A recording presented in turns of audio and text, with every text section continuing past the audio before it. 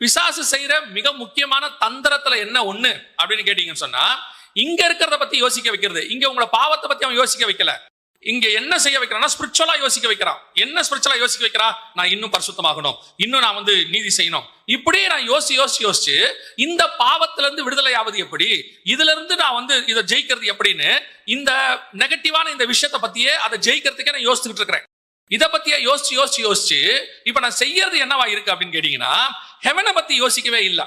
ஹெவனை பத்தி யோசிக்காம இங்க இருக்கிற பாவத்தை பத்தியும் இதை ஜெயிக்கிறத பத்தியும் இப்படி யோசிச்சுக்கிட்டே இருக்கிறதுனால நான் என்ன பண்ணிக்கிட்டு இருக்கிறேன்னா, இதோட போராடி இது கூட ஸ்ட்ரகிள் பண்ணி என் சிந்தனை முழுக்க இதை ஜெயிக்கிறது எப்படின்னே இருக்குது.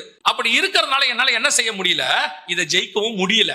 நம்ம எல்லாருக்கும் ஃபெட்ட பாக்குது, ஏன் என்னால இதை ஜெயிக்க முடியல? சிந்தனையா இருக்கட்டும், அல்லது பார்வையா இருக்கட்டும், அல்லது எண்ணங்களாக இருக்கட்டும், அல்லது மறைவான பாவங்களா இருக்கட்டும், இதை ஏன் என்னால ஜெயிக்கவே முடியல? நானும் ஆசைப்படுறேன்.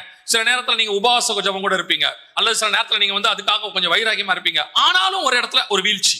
Very simple. இதோட சாவி எங்க இருக்குன்னா, நீங்க இது கூட நின்று இது கூட போராடிக்கிட்டே இருந்தீங்கன்னா கடைசி வரைக்கும் என்ன செய்வீங்க? போராடிக்கிட்டே தான் இருப்பீங்க.